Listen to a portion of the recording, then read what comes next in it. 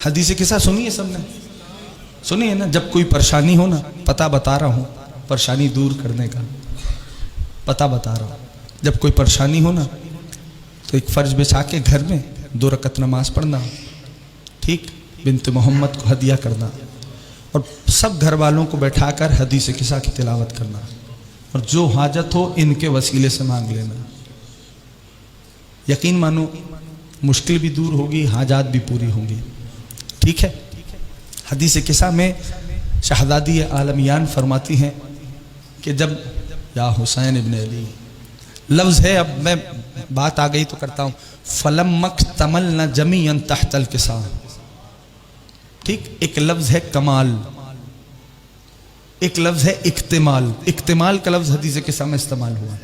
کمال کہتے ہیں جب ناقص و ناقص ملے تو بنتا ہے کمال. اکتمال کہتے ہیں جب کامل و کامل ملے.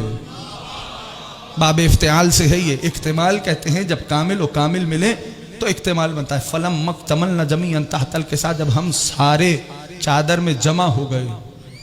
ہاں، اللہ اکبر. تو اب یہ تو یاد ہے نا، سرکار جبریل نے پوچھا تھا یا رب ومن تحت ھذا القصاء، اے پالنے والے یہ چادر کے نیچے کون ہے؟ ذہن میں ہے سب کے؟ اے پالنے والے یہ چادر کے نیچے کون ہے؟ تو اس بات کو بھی میرے جوان احباب یاد رکھیں اور محفوظ بھی رکھیں کہ ہر بار سوال لا علمی کی بنیاد پہ نہیں ہوتا.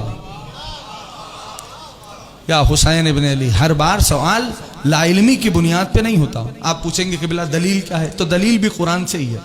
ٹھیک ہے نا؟ زیادہ قرآن سے باہر گفتگو نہیں، دلیل بھی قرآن سے. لا علمی کی بنیاد پہ ہر دفعہ سوال نہیں ہوتا. دلیل کیا ہے؟ پروردگار عالم نے جناب کلیم اللہ سے پوچھا ما تلک بیمینک یا موسیٰ، اے موسیٰ تیرے ہاتھ میں کیا ہے؟ یا حسین ابن علی، یا حسین ابن علی، اے موسیٰ آپ کے ہاتھ میں کیا ہے؟ تو کیا اللہ نہیں جانتا تھا کہ موسیٰ کے ہاتھ میں کیا ہے؟ تو اس سے پتہ چلا کہ ہر بار سوال لا علمی کی بنیاد پہ نہیں ہوتا.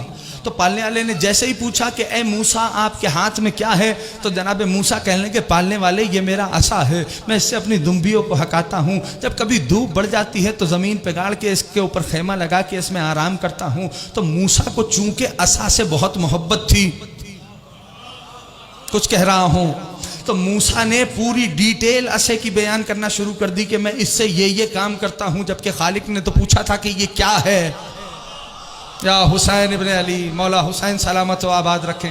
احسنتم. غریب زہرا آپ سب کو اپنے روزے پہ حاضری کا شرف عطا فرمائیں. میرے دوستوں، تو اب بات واضح ہو گئی سب کو. تو ہر بار سوال لا علمی کی بنیاد پہ نہیں ہوتا. چونکہ خالق جانتے ہیں کہ موسیٰ کو عصا سے محبت ہے، موسیٰ نے عصا کے فضائل بیان کرنا شروع کر دیے کہ میں یہ کام اس سے لیتا ہوں، یہ میرا عصا ہے، اس سے میں کبھی سہارا لے کے چلتا ہوں، کبھی دمبیوں کو ہکاتا ہوں، دھوپ ہو جاتی ہے تو عصے کو گاڑ کے خیمہ بنا کے اس کے سائے میں آرام کرتا ہوں. تو بس جبریل بھی جانتے تھے کہ جو آج چادر کے نیچے جمع ہوئے ہیں یہ اللہ کے محبوب ہیں،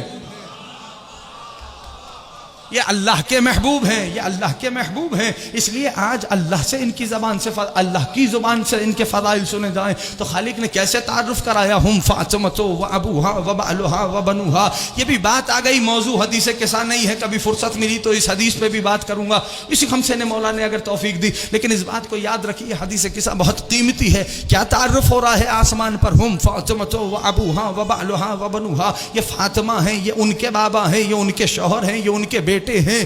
یعنی خالق نے یہ فقرہ فرما کر کے ہم فاطمۃ و ابوہا و بعلہا و بنوہا یہ کہہ کر دمانے والوں کو یہ بتلا دیا کہ یہ نہیں دیکھا جائے گا میری بارگاہ میں کہ محمد کا رشتہ دار کون ہے، دیکھا یہ جائے گا کہ فاطمہ کا رشتہ دار کون ہے. اللہ اکبر، یا اللہ اکبر. احسنتم یا علی مولانا، احسنتم.